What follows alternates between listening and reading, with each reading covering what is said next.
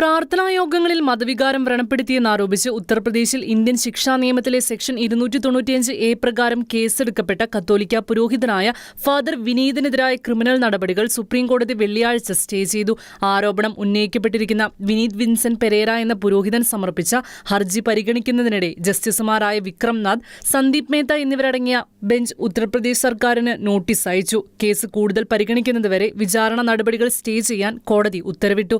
പ്രാർത്ഥനാ സമ്മേളനത്തിൽ ഫാദർ വിനീത് ക്രിസ്തുമതം മാത്രമേ ഉള്ളൂവെന്ന് ആവർത്തിച്ച് പറഞ്ഞതായി ആരോപിക്കപ്പെട്ട ഒരു FIR ആണ് ഈ കേസ്. ഈ പ്രസ്താവന മറ്റൊരു മതവിഭാഗത്തിലെ അംഗങ്ങളെ വ്രണപ്പെടുത്തിയതായി റിപ്പോർട്ടുണ്ട്. തുടർന്ന് മതവികാരങ്ങളെ പ്രകോപിപ്പിക്കാൻ ഉദ്ദേശിച്ചുള്ള മനഃപൂർവ്വവും ദ്രോഹപരവുമായ പ്രവൃത്തികൾ കൈകാര്യം ചെയ്യുന്ന സെക്ഷൻ 295A പ്രകാരം അദ്ദേഹത്തിനെതിരെ കേസെടുത്തു. നേരത്തെ നടപടിക്രമങ്ങളെ ചോദ്യം ചെയ്ത് പുരോഹിതൻ നൽകിയ ഹർജി 2026 മാർച്ച് 18 അലഹബാദ് ഹൈക്കോടതി തള്ളിയിരുന്നു. ഒരു മതത്തെ ഏക സത്യമതമെന്ന് അവകാശപ്പെടുന്നത് മറ്റ് വിശ്വാസികളെ, പ്രത്യേകിച്ച് വൈവിധ്യമാർന്ന വിശ്വാസങ്ങളുള്ള ആളുകൾ ഒരുമിച്ച് ജീവിക്കുന്ന ഇന്ത്യ പോലുള്ള ഒരു മതേതര രാജ്യത്തെ അവഹേളിക്കുന്നതിന് തുല്യമാണെന്ന് ഹൈക്കോടതി നിരീക്ഷിച്ചു. അതേസമയം കേസിന്റെ വിചാരണാ ഘട്ടത്തിൽ ലഭ്യമായ വസ്തുതകളുടെ അടിസ്ഥാനത്തിൽ ഒരു പ്രഥമദൃഷ്ട്യാ കേസ് നിലവിലുണ്ടോ എന്ന് നിർണ്ണയിക്കുന്നതിൽ കോടതിയുടെ പങ്ക് പരിമിതമാണെന്നും തെളിവുകളുടെ മെറിറ്റ് വിശദമായി പരിശോധിക്കുകയല്ലെന്നും ഹൈക്കോടതി വ്യക്തമാക്കി. ഫാദർ വിനീതിനെ പ്രതിനിധീകരിച്ച് ഹാജരായ മുതിർന്ന അഭിഭാഷകൻ സിദ്ധാർത്ഥ് ദേവ തന്റെ കക്ഷിയെ ഉപദ്രവിക്കുന്നതിനാണ് കേസ് ഫയൽ ചെയ്തതെന്നും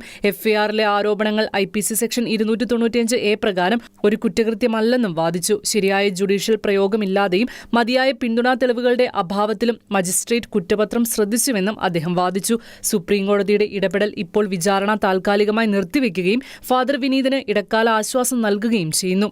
കേസ് നിയമപരമായി സെൻസിറ്റീവായി തുടരുന്ന സാഹചര്യത്തിൽ മതപരമായ ആവിഷ്കാര സ്വാതന്ത്ര്യത്തിനും സാമുദായിക ഐക്യത്തിനും സംരക്ഷണത്തിനും ഇടയിലുള്ള സന്തുലിതാവസ്ഥയെക്കുറിച്ച് വിശാലമായ ചോദ്യങ്ങൾ ഉയർത്തുന്നു.